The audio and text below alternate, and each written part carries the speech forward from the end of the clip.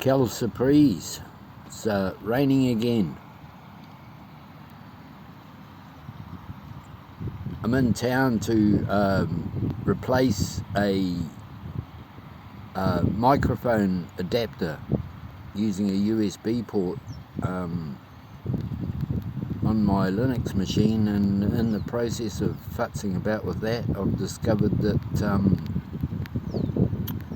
Linux doesn't always find these things easily.